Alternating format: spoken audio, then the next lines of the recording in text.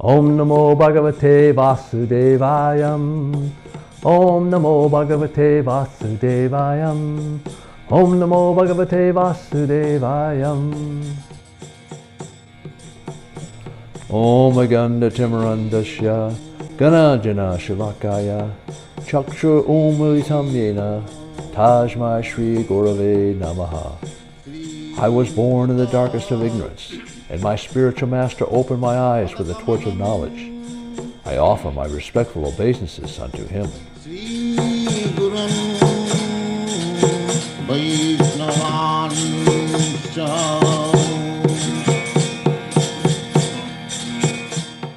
Hare Krishna. The following video series is a summary of the Srimad Bhagavatam. Srimad Bhagavatam was translated into English by His Divine Grace A.C. Bhaktivedanta Swami Prabhupada. Also included are His in-depth commentaries known as purports. These purports unpack the often complex and symbolic language of the text, make it understandable to a wider audience.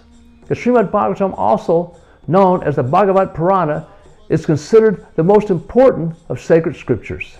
Composed around 5,000 years ago, it is considered the ripened fruit of the tree of Vedic literature and the original commentary on the Vedanta-sutra. The author of Srimad Bhagavatam is Çréla Vyasadeva. He is also the compiler of the Vedas, classified as a Purana, a vast genre of ancient stories and knowledge encompassing history, philosophy, and spiritual teachings. Srimad Bhagavatam includes stories of avatars, creation narratives, lives of saints and sages, philosophy discourses, and practical guidance for spiritual life. Divided into 12 cantos with over 18,000 verses covering 10 subject matters. 1. The elemental creation. 2. The secondary creation. 3. The planetary systems. 4. Protection by the Lord. 5. The creative impetus. 6. Manvatars. 7. The science of God. 8. The dissolution. 9. Liberation. And 10. The supreme shelter. In the Chaitanya Charitamrita, Madhya-lila, chapter 25, text 143 and 144, Lord Chaitanya, speaking to Prakrisananda Saraswati, tells him. Translation. The meaning of the Vedanta-sutra is present in Srimad Bhagavatam. The full purport of the Mahabharata is also there. The commentary of the Brahma Gayatri is also there and fully expanded with all Vedic knowledge. Srimad Bhagavatam is the Supreme Purana. It was compiled by the Supreme Personality of Godhead in His incarnation as Vyasadeva. There are 12 cantos, 335 chapters, and 18,000 verses. Canto 10, chapters 15 through 22. Chapter 15, the killing of Dhenuka, the ass demon. This chapter describes how Lord Balarama and Lord Krsna, while tending their cows in the pastures of Vrindavana, killed Dhenukasura and saved the young cowherds from Kaliya's poison. During their boyhood pastimes, Krsna and Balarama were tending cows with their friends in a beautiful forest near Govardhan, playing and resting while massaging each other's feet in affectionate camaraderie. During this, their friends told them about a wicked demon named Dhenuka in the form of a giant jackass who lived in the Talavan forest and prevented anyone from enjoying the forest's sweet fruits. Determined to help their companions, Balarama shook the palm trees, causing Dhenuka to attack. But Balarama grabbed the demon by the legs, whirled him around, and threw him into a tree, killing him. Krsna and Balarama then defeated all Dhenuka's furious associates, restoring peace to the forest. Later, at the Kalindi River, the cows and cowherd boys drank poisoned water and fell unconscious. With his merciful glance, Krsna revived them all, demonstrating his divine protection, compassion, and the miraculous nature of his childhood pastimes. A verse from chapter 15 is text 17. Pada samvahanam chakru Kechit tasha mahatmana aparehata papano vayana samavigyayan. Translation. Some of the cowherd boys, who were all great souls, would then massage his lotus feet, and others, qualified by being free of all sin, would expertly fan the Supreme Lord. Chapter 16. Krishna chastises the serpent Kaliya. This chapter describes Lord Krishna's pastime of subduing the serpent Kaliya and his showing mercy to Kaliya in response to the prayers offered by Kaliya's wives, the Nagapatis. To purify the Yamuna, poisoned by Kaliya, Krishna climbed a kadamba tree and jumped into the river, fiercely confronting the giant serpent. Kaliya bit him, and Krishna's friends fell unconscious, while tremors and ominous signs spread across Vrindavan. Expanding his form, Krishna forced the serpent to release him, and then danced triumphantly on Kaliya's hoods, defeating him completely. Realizing Krishna's supreme divinity, Kaliya surrendered and sought forgiveness. His wives offered prayers for his release, and Krishna, satisfied by their devotion, spared Kaliya and commanded him to leave the Yamuna with his family, restoring the river's purity and demonstrating his mercy, power, and divine protection. A verse from chapter 16 is text 3. Brahma Bhagavatas Tasya Bhumans Vachanan Vartina Gopalodara Charitam Kastripyatam Ritam Dusam. Translation. O Brahma, the unlimited Supreme Personality of Godhead freely acts according to his own desires. Who could be satiated when hearing the nectar of the magnanimous pastimes he performed as a cowherd boy in Vrindavan? Chapter 17. The history of Kaliya.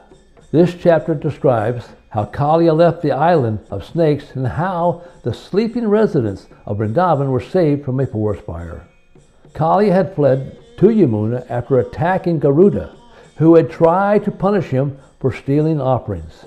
Previously protected by Surabhi Rishi's curse on Garuda, Kaliya had lived there without fear. But Krishna ultimately drove him away. When Krishna emerged from the lake, beautifully adorned, Balarama and the residents of Vrindavan joyfully embraced him. The Brahmins explained that Nanda's good fortune ensured his safety despite the serpent's attack. That night, a forest fire threatened the villagers, but Krishna, seeing their distress, effortlessly swallowed up the flames, demonstrating his divine protection and care for his friends and family. A verse from chapter 17 is text 25. Itam svagyana vaikalavyam niriksha jagad ishvara tam agnim avivatrivam anantonanta sakti drik. Translation. Seeing his devotees so disturbed, Krishna, the infinite Lord of the universe and possessor of infinite power, then swallowed the terrible forest fire. Chapter 18. Balarama slays the demon Pralamba. In Vrindavan, Krishna and Balarama were enjoying playful pastimes with the cowherd boys when the demon Pralamba, disguised as a boy, joined them. Krishna, seeing through the disguise, suggested a friendly game of contending parties. Pralamba tried to overpower Balarama by carrying him on his back, but Balarama became as heavy as Mount Sumeru, revealing the demon's true form. Striking Pralamba with a powerful blow, Balarama killed him. The cowherd boys rejoiced, embracing Balarama, while the demons showered flowers from the heavens, glorifying the victory of the Lord and his elder brother, demonstrating their divine strength even in childhood pastimes. A verse from chapter 18 is text 9. Pravala barhasta baka sravdatu krita bhusana Rama Krishna dayo gopa naritur yuyudur jagu. Translation. Decorating themselves with newly grown leaves along with peacock feathers, garlands, clusters of flower buds, and colored minerals, Balarama, Krishna, and their cowherd friends danced, wrestled, and sang. Chapter 19. Swallowing the forest fire. This chapter describes how Lord Krishna saved the cows and the cowherd boys from a great fire in the forest. One day the cowherd boys, lost in playful sports, let the cows wander into the dense forest. Suddenly a fierce fire broke out, and the cows ran into a thicket of sharp canes, trapped and terrified. The boys followed the trail of broken grass and hoof prints to rescue them, but the flames were closing in. In desperation, they turned to Krishna, their beloved friend. Smiling, he told them to close their eyes. They obeyed, and in an instant Krishna swallowed the raging fire, saving everyone. Overwhelmed with awe, the boys realized his divine nature. They praised him with full hearts and returned home, grateful for his miraculous protection. A verse from chapter 19 is text 16. Gopinam Paramananda Asid Govinda Darsane Krishnam Yuga Satam Eva Yashyam Yena Vina Bhavat. Translation. The young gopis took the greatest pleasure in seeing Govinda come home, since for them even a moment without his association seemed like 100 ages. Chapter 20. The rainy season and autumn in Vrindavan. To enhance the description of Lord Krishna's pastimes, Sri Sukadeva Goswami described in this chapter the beauty of Vrindavan during autumn and rainy seasons. In the course of his presentation, he gives various charming instructions in metaphorical terms. A verse from chapter 20 is text 25. Evam vanam tad varsitam pakva karjura jamburmat gogopalir vitorantum sabala pravisadari. Translation. When the Vrindavan forest had thus become resplendent, filled with ripe dates and jambu fruits, Lord Krishna, surrounded by his cows and cowherd boyfriends and accompanied by Sri Balarama, entered the forest to enjoy. Chapter 21. The gopis glorify the songs of Krishna's flute.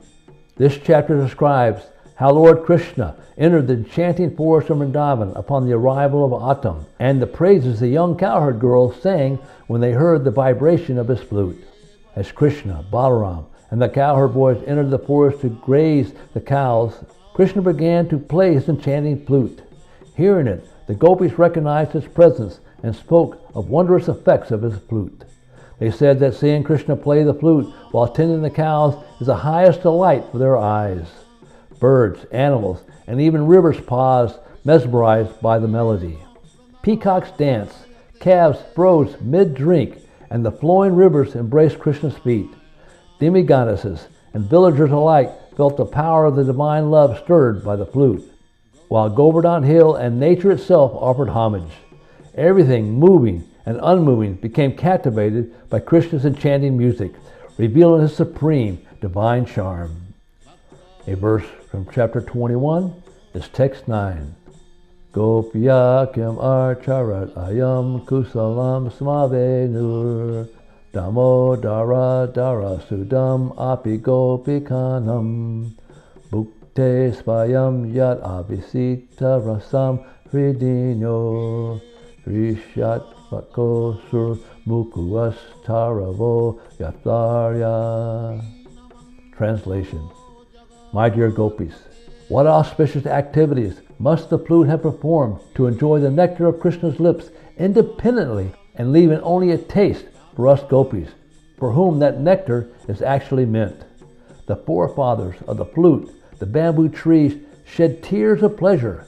His mother, the river, on whose banks the bamboo was born, feels jubilation, and therefore her booming lotus flowers are standing like hair on her body. Chapter 22. Krishna steals the garments of the unmarried gopis. This chapter describes how the marriageable daughters of the cowherd men worship Katyayanti to get Lord Krishna as their husband, and how Krishna stole the garments of the young girls.